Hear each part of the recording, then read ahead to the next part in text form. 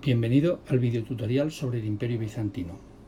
A lo largo de la explicación vamos a ver distintos apartados sobre este vasto imperio, cómo se organizaba y cómo era su gobierno, su cronología, su vida cotidiana, o lo que es igual, un poco hablar de la sociedad y de la economía, y luego del legado cultural y artístico que nos han dejado durante 1000 años.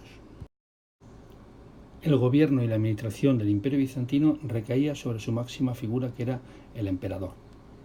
Un emperador que desde el siglo VII recibe el título de Basileus.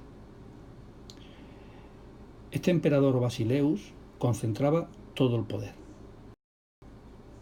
Dirigía la administración, dirigía el ejército, como ahora después veremos, un ejército formado por la caballería y por la armada.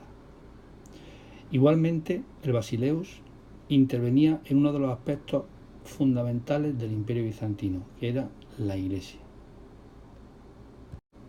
Para llevar a cabo esta labor tenía que ayudarse de un cuerpo de funcionarios muy numeroso y además de toda una serie de leyes que ellos heredaron de los romanos y mejoraron, que denominaban el Corpus Iuris Civilis. Como digo, un cuerpo de leyes, es decir, toda una serie de legislación de origen romano. Siguiendo un poco el estilo romano, los bizantinos dividieron su gran imperio, o lo organizaron, en provincias que ellos denominaban temas. Eran provincias bastante grandes que estaban dirigidos por un gobernador llamado estratego. Este gobernador tenía funciones militares, dirigía el ejército, que anteriormente hemos comentado, y también ejercía labores o funciones de carácter político. Aunque luego profundizaremos, aquí podemos ver de manera resumida el esquema político de la organización del Imperio Bizantino y también la situación territorial. En el año 500 aproximadamente tenía casi toda la costa mediterránea controlada, como podemos ver aquí. En el 1050, a mediados del siglo XI, la situación se había reducido notablemente y bordeaba solamente la parte oriental. Y ya en 1350 la reducción fue más que notable. Hablar de la evolución histórica del Imperio Bizantino es hablar de tres momentos bastante significativos. Por un lado, el mandato de Justiniano, del 527 al 565. Fue la época de mayor esplendor del imperio. Incluso podemos decir que casi revivió el antiguo imperio romano. Como hemos visto en el mapa anterior, prácticamente ocuparon todas las costas del mar Mediterráneo. El segundo momento lo vamos a situar a comienzos del siglo VIII, donde el Imperio Bizantino sufre su primera gran crisis. Digamos que la gran expansión que llevó a cabo Justiniano se ve ahora mermada y reducida, y por ejemplo los árabes ocupan las provincias más ricas del imperio, como son la zona de Egipto, Palestina y Siria, lo que hoy sería Oriente Próximo. Comienza así una etapa de empobrecimiento económico que en parte será el comienzo de la decadencia final de este imperio. Finalmente, y ya en el siglo XIII, la ocupación de Constantinopla por parte de los cruzados europeos va a llevar al Imperio Bizantino a la decadencia casi total desde el punto de vista político, militar y económico. Finalmente, como ya conocéis, en 1453 se conquista la capital por parte del Imperio Otomano y es el punto final de este Imperio Bizantino. En este mapa conceptual podemos ver la evolución que experimenta el Imperio Bizantino, por un lado, con el máximo esplendor del emperador Justiniano, 527 al 565, que llevó a una prosperidad desde el punto de vista económico, con una agricultura floreciente, una artesanía muy importante y una gran vida comercial. También comentamos en su momento cómo se creó una recopilación de leyes romanas. Además se encargó de embellecer y realzar la ciudad de Constantinopla como capital del imperio. Y como también hemos comentado, lleva a cabo toda una serie de conquistas territoriales con el objetivo de intentar restaurar el imperio romano. conquistas territoriales que se van a extender por todo el Mediterráneo, como hemos dicho anteriormente, por la zona de la costa adriática, la península ibérica, Sicilia, Córcega y Cerdeña, las Islas Baleares, el sur de Hispania o parte del norte de África. Posterior a Justiniano, durante los siglos 7 al 9, va a ser una época de crisis y de repliegue. El Islam estará acosando, intentando controlar y dominar territorios del Imperio Bizantino. Posteriormente hay 2 siglos, del 9 al 11, donde hay una segunda edad de oro de Bizancio, donde se produce, como veremos más adelante, la ruptura en el cristianismo con el llamado Cisma de Oriente, y a partir del siglo XI y ya hasta el XV vendrá la crisis definitiva y la caída, como hemos comentado anteriormente, por el acoso de los turcos del Imperio Otomano. Finalmente, en 1453, se produce la toma de Constantinopla y cae el imperio. En estos dos mapas podemos observar cuáles eran los límites de este imperio en época de Justiniano, en el siglo VI, las campañas que llevó a cabo, y en el mapa de abajo también un poco con más claridad quizás el imperio bizantino en el año 527, que vendría a ser el imperio romano de Oriente, y las anexiones o conquistas que se llevan a cabo en el siglo de Justiniano, digamos.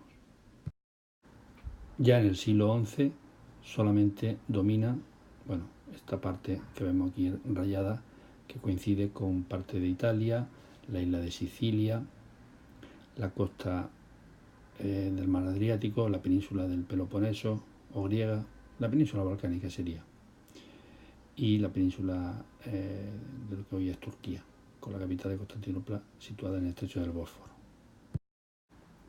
La sociedad en el Imperio Bizantino tenía una estructura totalmente piramidal, como vemos aquí en este gráfico. Piramidal quiere decir que en la parte superior se situaban los grupos privilegiados, que eran muy poco numerosos, y en la parte inferior los grupos no privilegiados, que era la gran mayoría de la población. En el campo nos vamos a encontrar, por un lado, a los terratenientes, que coinciden con las clases privilegiadas, es decir, nobleza, clero, alto clero, terratenientes y jefes de los ejércitos, que poseían altos cargos en la administración y en el ejército y eran propietarios de grandes tierras. Para ellos trabajaban colonos y esclavos, es decir, pequeños campesinos a los que les arrendaban la tierra y esclavos. El campesinado hasta el siglo XI fue aumentando porque el emperador lo que hacía era conceder tierra a los soldados que habían trabajado, que habían luchado y que habían defendido en nombre del imperio. A partir del siglo XI también disminuye las conquistas y por lo tanto la ocupación de tierra por parte de los grandes propietarios es un hecho, es decir, disminuye los pequeños campesinos y aumentan los grandes propietarios, la alta nobleza, el clero, etcétera, etcétera. Por otro lado, en la ciudad nos vamos a encontrar a los funcionarios, a los grandes propietarios y comerciantes, que coincidirían con este nivel de aquí. Además estaban los artesanos, que se organizaban en gremios, colegios o gremios que elaboraban productos concretos y normalmente agrupados también en calles.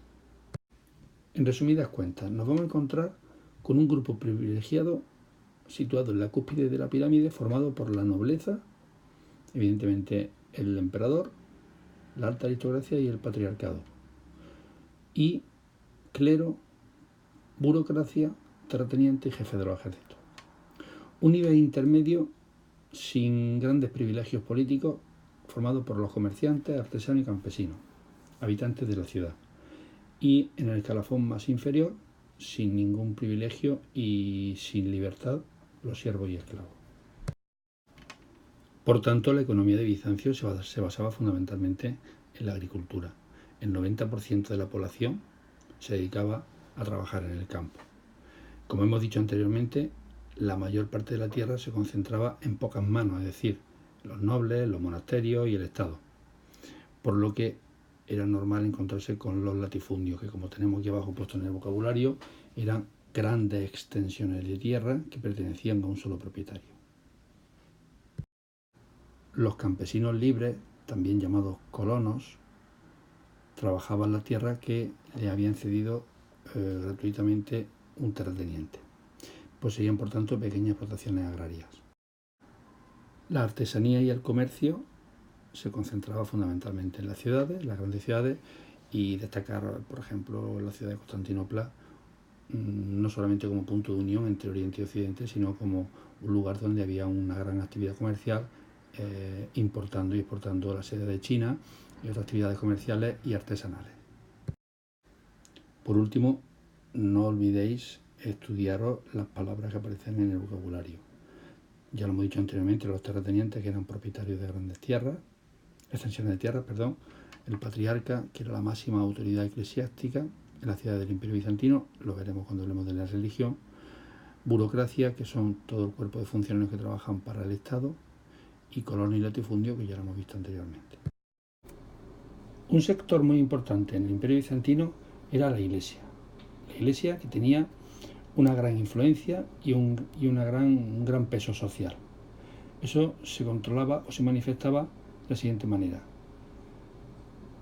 Coronaba al emperador, la Iglesia también poseía grandes propiedades y controlaba espiritualmente a la sociedad. A pesar del inmenso poder que tuvo la Iglesia, no estuvo exenta de tener problemas. Problemas de carácter interno, como ahora veremos, y problemas de carácter externo. A nivel interno podemos destacar la llamada lucha iconoclasta. Se desarrollaron a lo largo de los siglos 8 y 9 y enfrentaron a buena parte de la sociedad bizantina y monjes contra algunos emperadores, ya que estos se oponían al culto que la población ejercía a las imágenes. Es decir, la prohibición del culto de las imágenes provocó este enfrentamiento entre esta parte de la sociedad y algunos emperadores. Las medidas que pusieron en marcha eran para reducir el poder, o mejor dicho, los emperadores prohibieron este culto a las imágenes para reducir el poder que tenían los monasterios y de esa manera poder apropiarse de sus bienes. En cuanto a los problemas de carácter externo, cabe citar el llamado Cisma de Oriente. Cisma de Oriente, que tiene lugar en el 1054 y que va a enfrentar o va a producir la separación entre el patriarca de Constantinopla, que era el jefe de la Iglesia en Bizancio, y el Papa de Roma. A partir de ese momento se puede decir que se rompe la cristiandad. Ambos querían tener primacía o querían tener el poder, sobre todo la cristiandad, y el resultado va a ser que se separan y la Iglesia de Oriente, la Iglesia de Bizancio, pasará a llamarse ortodoxa. Cristianismo ortodoxo. Otro de los pilares básicos a la hora de hablar de Bizancio es su arte. El arte bizantino destacó tanto desde el punto de vista de la arquitectura como desde el punto de vista de la pintura. En arquitectura, los materiales utilizados, salvo para edificios muy importantes, eran materiales pobres. Así, podemos hablar del ladrillo como su principal material. A veces este ladrillo o este material o estos materiales pobres se revestían en el exterior con mármol y en el interior realizaban preciosos mosaicos que, además de decorar, cubrían este material pobre. Los elementos de sujeción del edificio arquitectónico eran muy al estilo romano, columnas y arcos. Y estos sujetaban a los elementos sustentados, que se basaban en cubiertas planas y cúpulas sobre pechinas. Después veremos la inmensa cúpula de la iglesia de Santa Sofía de Constantinopla. Como acabamos de comentar, su principal edificio va a ser la iglesia. Iglesia que nos la vamos a encontrar con distintas formas, de planta cuadrada, octogonal, de cruz griega y basilical. Ejemplos de ellas son Santa Sofía de Constantinopla, San Vital de Rávena, San Marcos de Venecia y San Apolinar el Nuevo. Como he dicho anteriormente, después veremos algunas imágenes de cada una de estas iglesias. Para decorar estos edificios, iglesias o palacios, utilizaban los mosaicos. Decoraban paredes y cúpulas con escenas religiosas. Ya sabemos que la religión era muy importante en Bizancio, que influirán posteriormente en el arte europeo. Utilizaban pequeñas piececitas llamadas teselas normalmente de cerámica y con colores muy brillantes. Cabe destacar el mosaico de Justiniano y Teodora en la iglesia que anteriormente hemos citado de San Vital en Rávena. Para finalizar, mencionar la pintura como segundo de los pilares básicos del arte bizantino. Se basaba en los llamados iconos, que son imágenes religiosas normalmente realizadas o pintadas sobre tabla. Utilizaban el dorado. Anteriormente comentamos que estos iconos dieron lugar, o la adoración a estos iconos dieron lugar a las conocidas luchas iconoclastas que durante 2 siglos enfrentaron a monjes y población bizantina con algunos de sus emperadores.